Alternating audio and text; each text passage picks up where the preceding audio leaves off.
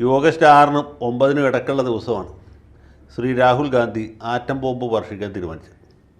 അദ്ദേഹം കുറച്ചധികം കാലമായിട്ട് തെരഞ്ഞെടുപ്പ് കമ്മീഷനെതിരായിട്ട് യുദ്ധം പ്രഖ്യാപിച്ചിരിക്കുകയാണ്.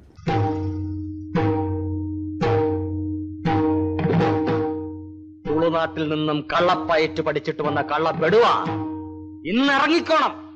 ഈ അങ്കത്തട്ടിന്ന്, ഈ കൊട്ടാര വളപ്പിന്ന്, ഈ ടെറിട്ടറിന്ന്.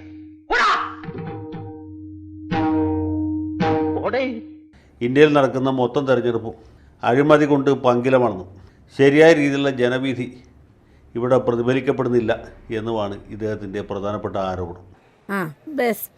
തെരഞ്ഞെടുപ്പ് കമ്മീഷനാണെങ്കിൽ BJPയുടെയും പ്രധാനമന്ത്രി നരേന്ദ്രമോദിയുടെയും കയ്യിൽ ഒരു പാവയായിരിക്കണം.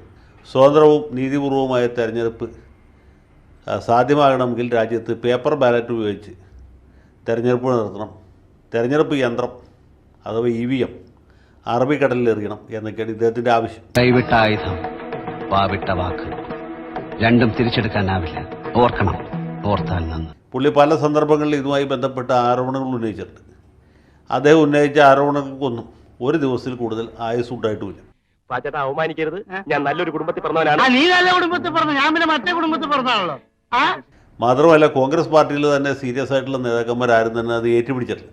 ഘടകകക്ഷികളാണെങ്കിൽ ഇദ്ദേഹത്തെ സ്ഥാനത്തും അസ്ഥാനത്തും പുച്ഛിക്കുകയാണ് ചെയ്തിട്ടുള്ളത്. BJPക്കാരുടെ കാര്യം പറയാൻ വേണ്ട. തൃണമൂൽ കോൺഗ്രസ് ആകട്ടെ, അല്ലെങ്കിൽ ഫറൂഖ് അബ്ദുള്ളയുടെ നാഷണൽ കോൺഫറൻസ് ആകട്ടെ, അത് മറ്റ് സഖ്യകക്ഷികളാകട്ടെ, ആരും തന്നെ ഇദ്ദേഹത്തിൻ്റെ വാദഗതികളെ ഫലപ്രദമായി ഒരു സമയത്തും പിന്തുണച്ചിട്ടില്ല. ചേട്ടാ, അപമാനിച്ചേ ഞാൻ പോയിക്കോട്ടെ. അപമാനത്തിന് തന്നെ അപമാനമാണ് നീ. അങ്ങനെ ഇരിക്കുമ്പോഴാണ് പുള്ളി ആറ്റം ബോംബ് ഭീഷണി മുഴക്കിയത്. ഹിരോഷിമയിലും നാഗസാക്കിയിലും വിട്ട് ബാക്കി വന്ന ഒരു ആറ്റം ബോംബ് പുള്ളിക്ക് എവിടെ നിന്നോ കിട്ടി. അത് അടുത്ത ദിവസം തെരഞ്ഞെടുപ്പ് കമ്മീഷൻ്റെ ഓഫീസിൻ്റെ മുകളിൽ പതിക്കുമെന്നാണ് നമ്മളൊക്കെ വിചാരിച്ചത്. പക്ഷേ അങ്ങനെയല്ല. പുള്ളി കുറേ അധികം കടലാസുകളുമായി വന്ന് പത്രസമ്മേളനം നടത്തി, പവർ പോയിൻ്റ് പ്രസൻറ്റേഷൻ നടത്തി ഈ തെരഞ്ഞെടുപ്പ് കമ്മീഷനെതിരായിട്ടുള്ള ആരോപണങ്ങൾ തെളിയിക്കാൻ ശ്രമിച്ചു.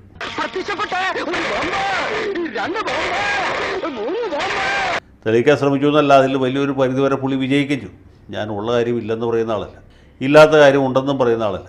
രാഹുൽ ഗാന്ധി കൊണ്ടുവന്ന കടലാസുകളുടെ അടിസ്ഥാനത്തിൽ നമുക്ക് ബോധ്യമാവുന്ന കാര്യം എന്താ വെച്ചാൽ, ബാംഗ്ലൂർ സെൻട്രൽ നിയോജകമണ്ഡലത്തിൽപ്പെട്ട 6 അസംബ്ലി സെഗ്മെൻറ്റ്സിൽ കോൺഗ്രസ് സ്ഥാനാർത്ഥി ലീഡ് ചെയ്തു. പക്ഷേ വമ്പിച്ച ലീഡ് കിട്ടിയില്ല, സാമാന്യമായ ലീഡ് കൈവരിച്ചു. പക്ഷേ മഹാദേവപുര എന്ന ഒരൊറ്റ അസംബ്ലി സെഗ്മെൻറ്റിൽ കിട്ടിയ ഭൂരിപക്ഷം കൊണ്ട് BJP സ്ഥാനാർത്ഥി അതെല്ലാം മറികടന്നു എന്ന് മാത്രമല്ല, അവിടെ വിജയിക്കുകയും ചെയ്തു. അപ്പോൾ ഇങ്ങനെ ഒരു സാഹചര്യത്തിൽ മഹാദേവപുരയിലെ ആ വോട്ടർ പട്ടിക പരിശോധിക്കാൻ ശ്രീ രാഹുൽ ഗാന്ധി തീരുമാനിച്ചു. അദ്ദേഹം നേരിട്ട് പരിശോധിക്കല്ലേ, ഇത് ആളെ വെച്ച് അത് പരിശോധിപ്പിച്ചു. അപ്പോഴാണ് ഈ വോട്ടർ പട്ടികയിൽ വളരെയധികം ആളുകളെ ഈ തെരഞ്ഞെടുപ്പ് കമ്മീഷൻ്റെ അറിവോടും സമ്മതത്തോടും കൂടി അവസാന സമയത്ത് കൂട്ടിച്ചേർത്തിട്ടുണ്ട് എന്ന കാര്യം മനസ്സിലായത്. രണ്ടാമത്, ഈ കൂട്ടിച്ചേർക്കപ്പെട്ട ആളുകളിൽ പലരുടെയും മേൽവിലാസം പൂർണ്ണമല്ല. ചിലരൊക്കെ അച്ഛൻ്റെ പേര് തെറ്റായിട്ടാണ് കാണിച്ചിട്ടുള്ളത്, ചിലർ അച്ഛൻ്റെ പേര് കാണിച്ചിട്ടേ ഇല്ല. അവർ അച്ഛനില്ലാത്തവരാണോ അച്ഛനാരെന്ന് അറിയാത്തവരാണോ എന്ന് നമുക്കറിയില്ല. അതും കൂടാതെ വാടക കെട്ടിടത്തിലും മറ്റുമൊക്കെ ആയിട്ട് ഒരേ കെട്ടിടത്തിൽ ഒട്ടനവധി ആളുകളുടെ പേര് അവിടെ താമസിക്കുന്നതായിട്ട് രേഖ ഉണ്ടാക്കി വോട്ടർ പട്ടികയിൽ ചേർത്തിരിക്കും. അപ്പോൾ ഇതിൽ നിന്ന് വ്യക്തമാകുന്നൊരു കാര്യം, ഈ തെരഞ്ഞെടുപ്പിന് മുമ്പായിട്ട് കുറച്ചധികം ആളുകളെ മഹാദേവപുരയിൽ കൊണ്ടുവന്ന് വോട്ടർ പട്ടികയിൽ ചേർത്തു. അവർ യഥാർത്ഥത്തിൽ അവിടുത്തെ താമസക്കാരുമല്ല, അവിടെ വോട്ടർമാരാകാൻ മറ്റു വിധത്തിൽ അർഹതയുള്ളവരുമല്ല. അത്രത്തോളം രാഹുൽ ഗാന്ധി വിജയിച്ചു. പക്ഷേ അദ്ദേഹം പരിഗണിക്കാതെ പോയൊരു കാര്യമുണ്ട്. ബാക്കി 6 അസംബ്ലി സെഗ്മെൻറ്റ്സിൽ ഇതുപോലെ ചേർത്ത് കാണും. അത് ഏത് പാർട്ടി ചേർത്തു, അതിൻ്റെ ഗുണഭോക്താവ് ആരായിരുന്നു എന്ന് നോക്കേണ്ടതായിരുന്നു. അത് നോക്കിയില്ല. ഈ മഹാദേവപുരയിൽ ആരംഭിച്ച് മഹാദേവപുരയിൽ അവസാനിക്കുന്ന ഒന്നല്ലല്ലോ ഇന്ത്യ മഹാരാജ്യത്തെ വോട്ടർമാരുടെ പട്ടിക. അത് വലിയൊരു സമുദ്രമാണ്. ഇതിപ്പോൾ സ്ഥാലി പുലാക ന്യായേന അദ്ദേഹത്തിൻ്റെ വാദം ശരിയാണെന്ന് നമുക്ക് പറയാം. മഹാദേവപുരയിൽ കുറച്ചധികം ആളുകളെ വോട്ടർമാരായിട്ട് ചേർത്തിട്ടുണ്ട്. അവരിൽ മിക്കവരും അവിടെ താമസക്കാരല്ല, വ്യാജ മേൽവിലാസം കൊടുത്തിട്ടാണ് വോട്ടർ പട്ടികയിൽ കയറിയിട്ടുള്ളത്. മാത്രമല്ല മഹാദേവപുരയിൽ BJPക്ക് വലിയ മേൽക്കൈ കിട്ടി. അതുകൊണ്ട് തന്നെ ഈ ആളുകളെ BJP ചേർത്തായിരിക്കും എന്ന് നമുക്ക് അനുമാനിക്കാം. അത് അനുമാനം മാത്രമാണ്, തെളിയിക്കപ്പെട്ടിട്ടുള്ള ഒരു കാര്യമല്ല. എങ്കിലും അനുമാനിക്കാം. കാരണം ഇതിൻ്റെ ഗുണഭോക്താവ് BJPയാണ്. ആ വോട്ട് കൊണ്ട് BJP മറ്റ് 6 സെഗ്മെൻറ്റ്സിലും ഉണ്ടാക്കിയ കോൺഗ്രസിൻ്റെ ഭൂരിപക്ഷത്തെ മറികടന്നു.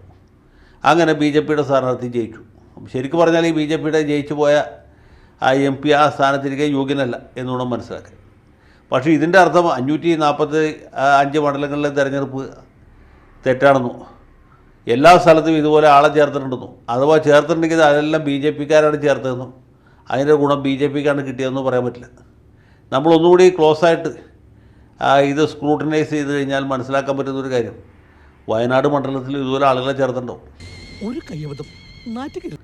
അത് ബി ജെ പിക്കാരാവണമെന്നില്ല, ഒരുപക്ഷെ കോൺഗ്രസ്സുകാരായിരിക്കും, മിക്കവാറും മാർക്സിസ്റ്റുകാരായിരിക്കും. അത് മിക്ക മണ്ഡലങ്ങളിലും സാധാരണ ചെയ്യുന്നതാണ്.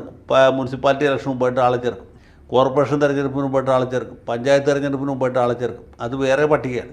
നിയമസഭാ തെരഞ്ഞെടുപ്പിന് മുമ്പായിട്ട് പട്ടികയിൽ ആളെ ചേർക്കും. പട്ടികയിൽ ആളെ ചേർക്കുക മാത്രമല്ല, രാഹുൽ ഗാന്ധിക്ക് അറിയാമോന്ന് എനിക്കറിയില്ല, നാട്ടുപുറത്തൊക്കെ താമസമില്ലാത്ത ആളുകളുടെ പേര് CPM-കാർ നടന്ന് വെട്ടിക്കും, പേര് വെട്ടാൻ പറയും. അപ്പോൾ ഭരണാധികാരികൾ അല്ലെങ്കിൽ തെരഞ്ഞെടുപ്പ് ഉദ്യോഗസ്ഥന്മാർ പേര് വെട്ടും. കാരണം CPM-കാർ പറയുന്ന പേര് വെട്ടിയില്ലെങ്കിൽ വിവരറിയും എന്നുള്ളതുകൊണ്ട്.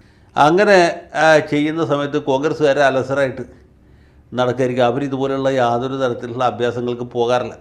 അവർക്ക് അതിലൊന്നും താല്പര്യമില്ല. അല്ലെങ്കിൽ വ്യാജ വോട്ടർ പട്ടിക വരുമ്പോൾ തന്നെ നോക്കി കണ്ടുപിടിക്കണ്ടേ.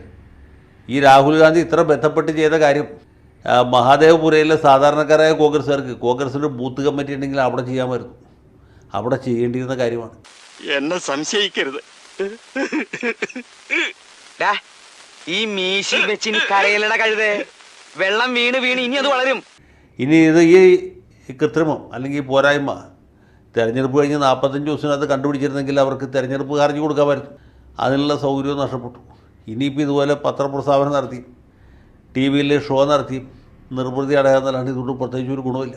രാജ്യം ഭരിക്കുന്ന പാർട്ടി BJP ആണല്ലോ. നിയമം മാറ്റുകയോ മാറ്റാതിരിക്കുകയോ ചെയ്യാനുള്ള സ്വാതന്ത്ര്യവും അവകാശവും അവർക്കുള്ളത്. അപ്പോൾ രാഹുൽ ഗാന്ധി ഇത്രയും ചെയ്തുകൊണ്ട് ഇതൊരു വൃഥാ വ്യായാമമായി പരിണമിച്ചു എന്നല്ലാണ്ട് പ്രത്യേകിച്ച് യാതൊരു നേട്ടവും ഉണ്ടായിട്ടില്ല എന്നുള്ളതാണ് അതിൻ്റെ കഷ്ടം. സാരില്ലടാ, നീ എവിടെ പരിപാടി അവതരിപ്പിച്ചാലും ഇത് തന്നെയാണല്ലോ നിന്റെ വിധി. തളരരുത് രാമൻകുട്ടി, തളരരുത്. കലാകാരനല്ലാത്തവരെ സമൂഹം അംഗീകരിക്കില്ല. നീ സമാധാനിക്ക്.